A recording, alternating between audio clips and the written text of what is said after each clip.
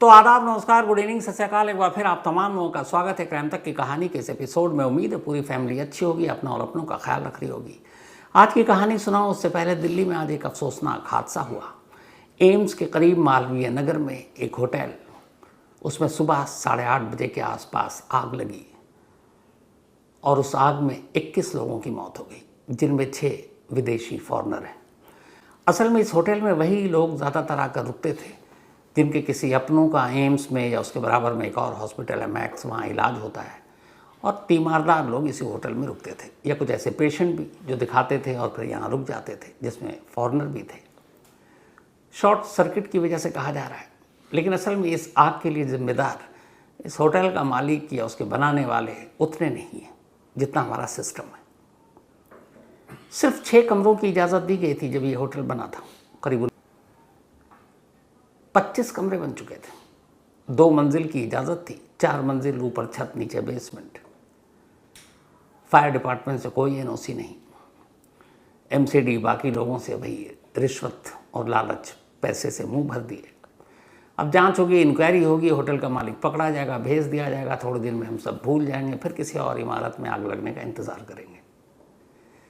तो ये जो करप्शन है, असल में इन 21 लोगों की मौत के लिए ज़िम्मेदार हमारा सिस्टम, हमारे सरकारी अफसर, फायर ब्रिगेड से लेकर एमसीडी से लेकर जितने भी लोग जिनकी जिम्मेदारी है एनओसी चेक करना, एनओसी देना, वही लोग गुनहगार हैं। लेकिन होना कुछ नहीं है। 2-4 अफसरों पर भी गाज गिरेगी। दिल्ली में जितने होटल हैं, करीब 4000 के आसपास होटल, नाइट क्लब, लॉज है। आपको शायद यकीन नहीं हो, देश की राजधानी है, इनमें से 2 से 3% के पास ही एनओसी है, no objection certificate, fire department का। सिर्फ 2 से 3, यानी 97 से 98% ऐसे होटल, लॉज, नाइट क्लब इनके पास एनओसी ही नहीं है, फिर भी धड़ल्ले से चल रहा है और सब कुछ आंखों के सामने। अब ऐसा तो है नहीं कि ये होटल, ये क्लब कहीं चंबल के बीहड़ में हो जो दिखाई नहीं दे रहे हैं, जहाँ कोई जाता नहीं हो। इसी शहर के बीचों बीच पॉश एरिया में, हर इलाके में। लेकिन सरकारी बाबू की आंखों पर जो रिश्वत का नोट का पर्दा है, उसके बाद ये सब दिखाई नहीं देता और इसीलिए हादसे होते हैं। सिर्फ पिछले 5 साल में के लपेटे में आकर मर चुके हैं इसी दिल्ली में, आखिरी 5 सालों में। क्या कीजिएगा, जब तक करप्शन रहेगा, ये लालच की दीमक होगी, तब तक इसी तरह हादसे होते रहेंगे। खैर, अफसोस है उन लोगों के लिए जो इस होटल में रुके, बेचारे आए थे इलाज के लिए, तीमारदारों को देखने के लिए, और ख़ुद दुनिया से चल बसे। अब आते हैं आज की कहानी के ऊपर। 2008 में आरुषि का कत्ल हुआ था, आप सबको याद है। जिस दिन आरुषि का कत्ल हुआ उस दिन यही लगा कि आरुषि को हेमराज ने मारा, क्योंकि नौकर हेमराज घर पे था नहीं जब लाश मिली। घर वालों ने कहा, पड़ोसियों ने देखा, सब तरफ हेमराज मिला नहीं। उसके बाद शोर उठा कि एक नौकर हेमराज आरुषि को मारकर नेपाल भाग गया। नोएडा पुलिस आई, उसके बाद पूछताछ हुई और एक टीम नेपाल चली गई। अगले दिन नोएडा पुलिस को ख्याल आया कि चलो घर की पूरी तलाशी लेते हैं। तब जब वो छत पर पहुंचे तो बेचारा हेमराज तो वहीं मुर्दा पड़ा था, जिसे ढूंढने के लिए टीम नेपाल चली गई थी। अब आरुषि और हेमराज का कातिल कौन है, ये तो खैर पिछले कितने हो गए, 12 और 6, 18 साल से तो पता नहीं। लेकिन सेम आरुषि वाली कहानी लगभग प्रयागराज में, इसी उत्तर प्रदेश में दोहराई जा चुकी थी 2 जून को। लेकिन शायद आरुषि का केस याद था किसी पुलिस अफसर को, उसने वो गलती नहीं की, और जब गलती नहीं की तो फिर कहानी खुली। असल में 2 जून की बात है। 2 जून की सुबह प्रयागराज के एक इलाके में कुछ लोगों को बदबू महसूस हुई। बदबू एक घर से आ रही थी, और उस घर में जो रहने वाले थे वो 4 लोग थे। ये घर वीरेंद्र वैश्य नाम के एक शख्स का था, जिनकी उम्र 70 साल थी। जिस घर में वो रहते थे उस घर के नीचे कुल 18 दुकानें थीं। कुछ उनके पास, कुछ उन्होंने किराए पे दे रखी थी। पैसे वाले लोग। तो वीरेंद्र वैश्य 70 साल, उनकी वाइफ अनीता 65 साल, उनकी बेटी मीनाक्षी 45 साल और उनका एक बेटा अभिषेक 40 साल, ये 4 लोग उस घर में रहते थे। तो जब बदबू महसूस हुई तो पड़ोसियों ने पुलिस को फ़ोन कर दिया। पुलिस आई, घर के अंदर दाखिल हुई।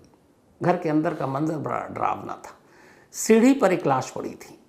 जब उसकी शिनाख्त हुई तो पता चला कि ये वीरेंद्र की 40 साल बल्कि 45 साल की बेटी मीनाक्षी की लाश है। सिर पर किसी वजनी चीज़ से हमला किया गया था, खून सीढ़ी पर फैला हुआ था। पर यह तो शुरुआत थी। इसके बाद पुलिस कमरे में दाखिल होती है। कमरे का मंजर और भी डरावना। वहाँ 2 और लाशें पड़ी थी, एक वीरेंद्र साहब की और दूसरी उनकी पत्नी अनीता की। दोनों के सिर पर भी उसी तरीके से तेज किसी वजनी चीज़ से हमला किया गया था। अब पुलिस पूरे घर की तलाशी लेती है, सामान बिखरा पड़ा हुआ है। पूछताछ होती है तो पता चलता है इस घर में 3 लोग हैं, पर चौथा तो है नहीं, घर का बेटा अभिषेक।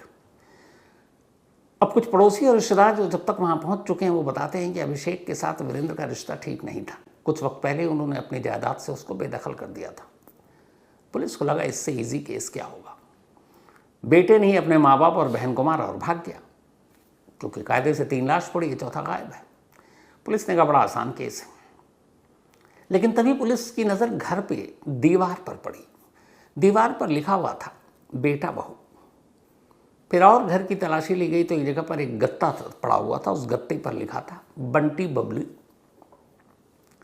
बहू ने मारा।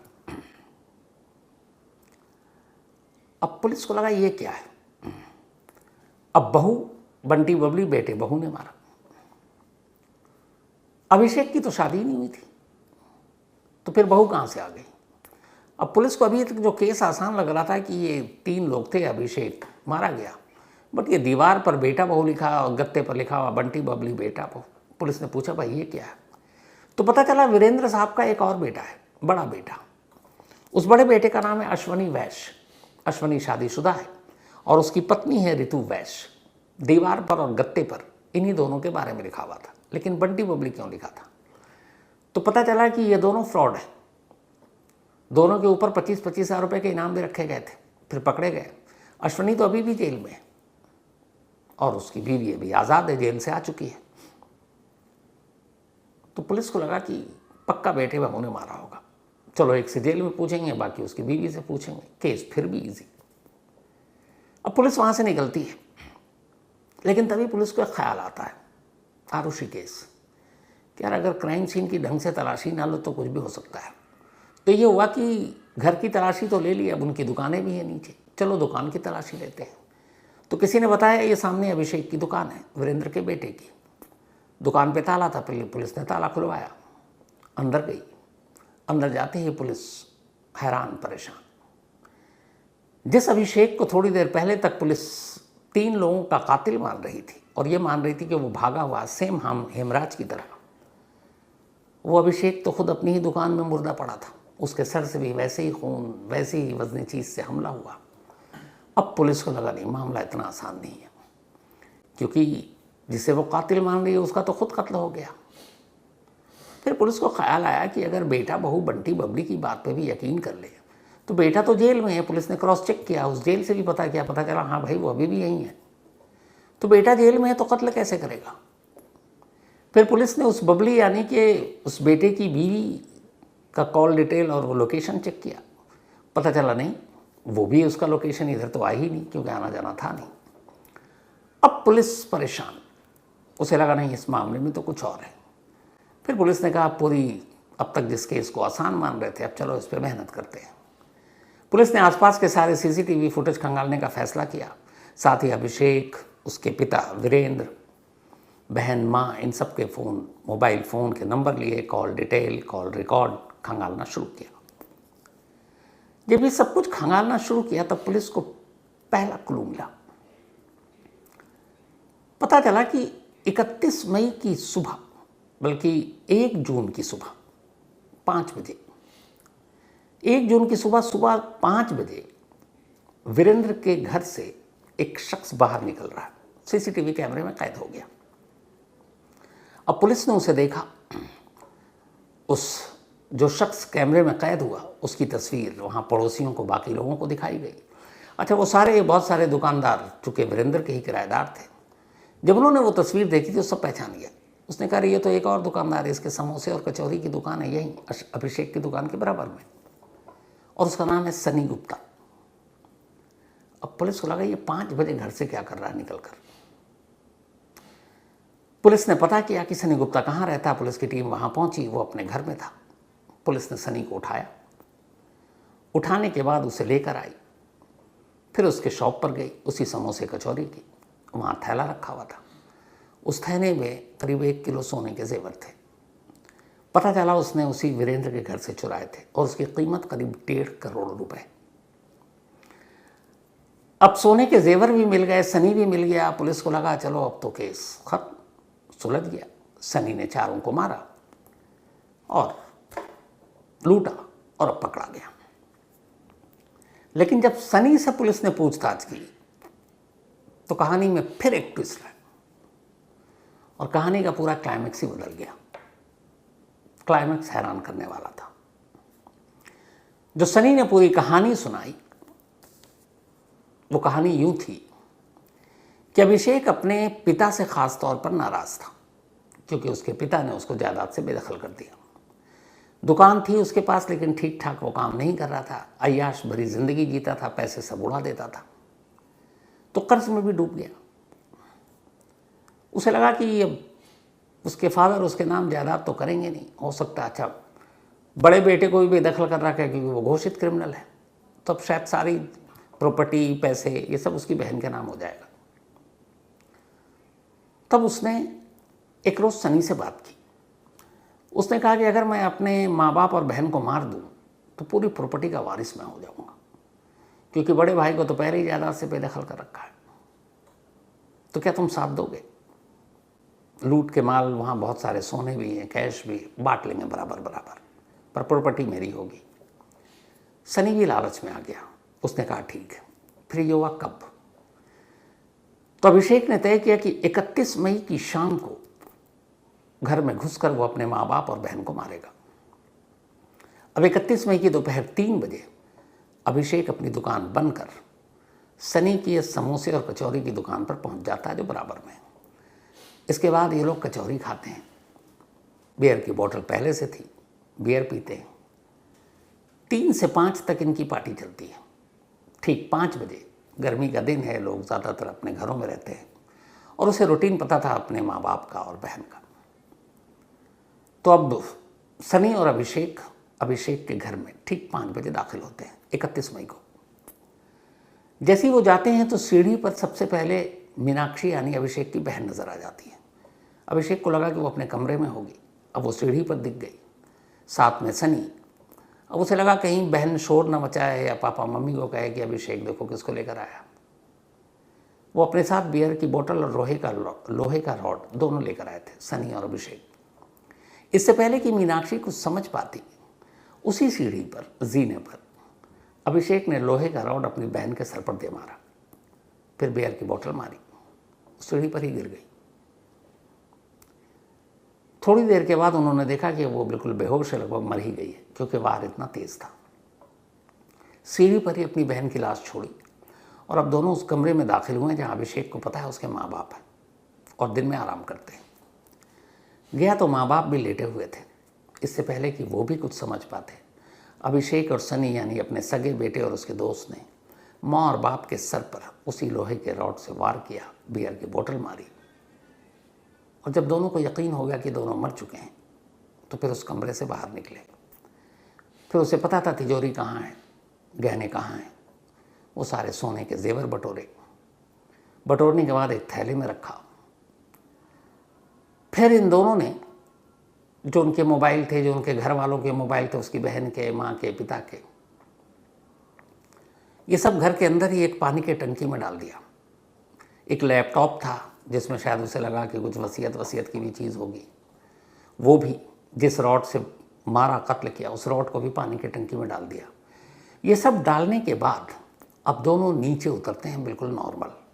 नीचे उतरने के बाद अब अभिषेक, चूँकि घर के सामने ही बराबर में ही उसकी दुकान है, वो अपनी दुकान में पहुंचता है। अब अभिषेक और सनी दोनों अभिषेक की दुकान में हैं। वहाँ जाने के बाद ये फिर बियर पीते हैं। इसके बाद होता है कि चलो अब जेवर का बंटवारा किया जाए जो लूट कर लाए। तो जेवर का बंटवारा शुरू होता है। अभिषेक के मन में लालच आ गया था। पहले उसने कहा था आधा आधा, पर उसने देखा कि ये ठीक ठाक है, काफ़ी, 1 किलो से ऊपर। उसने सनी को जेवर की पोटली में से 5 कंगन निकाले अपनी माँ के और बहन के और कहा ये लो 5 कंगन, ये तुम्हारा काम खत्म। सनी को आ गया गुस्सा कि यार आधे आधे की बात हुई थी, ये 5 कंगन में मुझे टरका रहा है। अब वो नशे में भी, ये बियर भी पी रहे हैं क्योंकि नशे की हालत में कत्ल किया। तो अभिषेक ने कहा कि तुम्हारे लिए इतना ही है, काफ़ी है। अचानक सनी के दिमाग में ये बात आई कि जो बेटा अपने माँ बाप या अपने जो भाई अपनी बहन का नहीं हुआ, जो सगे माँ बाप का नहीं हुआ, वो उसका क्या होगा? वो तो उसके साथ भी कुछ कर सकता है। फिर उसे ख्याल आया कि अगर वो अभिषेक को ही मार दे तो ये सारे जेवर उसी के, और नाम आएगा अभिषेक पर क्योंकि कत्ल तो उसने भी किया है, और वो आराम से निकल लेगा। बस ये ख्याल आते ही मन में उसने अभिषेक की दुकान में ही अभिषेक को एक वजनी चीज़ उठाई और सर पर दे मारा। एक ही बार में अभिषेक गिर गया। उसके बाद उसने उसे तब तक मारा जब तक वो मर नहीं गया। मरने के बाद अब दुकान में चूँकि अकेला था, वो वहीं बैठा, उसने खून साफ़ किया, फिर वहाँ पे कुछ एसिड वेसिड जो टॉयलेट में यूज़ करते हैं वो उसकी बॉडी पे डाला ताकि जला दें। और ये सब करने के बाद शाम के और गहराने का इंतज़ार करने लगा।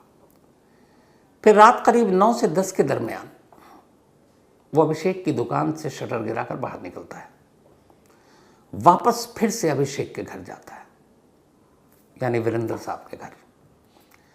वहाँ जाने के बाद अब उसे ये था कि उसके कपड़ों पर खून के छींटे हैं। वहाँ जाता है और सबसे पहले जिस घर में 3 लाशें रखी हैं, बाथरूम में जाता है और नहाता है। नहाने के बाद अपने कपड़े उतारता है। अब उसे कपड़े चाहिए। वीरेंद्र के कमरे में जाता है और वीरेंद्र के धुले हुए कपड़े निकालता है, उसे पहनता है। फिर वीरेंद्र के जूते निकालता है, उनको पहनता है, और इसके बाद रात ढलने का इंतज़ार करता है। जब सुबह के 4:30 पौने 5 बज रहे हैं, तब कहता है कि सब सो रहे होंगे, अब निकलते हैं। वो नीचे आता है। फिर उसे अचानक ख्याल आता है कि मैं वीरेंद्र के जूते पहनकर जा रहा हूँ, अगर कल को कुछ जांच हुई तो कई लोग पहचान जाएंगे कि ये वीरेंद्र के जूते हैं। वो वापस ऊपर घर में जाता है, जूते उतारता है, फिर अपने उसी चप्पल को जिसको पहनकर उसने कत्ल किया उसे धोता है, उस चप्पल को पहनता है, नीचे आता है और फिर अपने घर चला जाता है। 5 बजे जब वो नीचे उतरा तब वो सीसीटीवी कैमरे में कैद हुआ था। अब ये सारी कहानी हो गई। तो उससे पूछा गया कि जब ये सब कुछ हुआ तो फिर ये दीवार पर बेटा बहू या बंटी बबली और बेटे बहू ने मारा क्यों लिखा? उसने कहा ये अभिषेक का आइडिया था।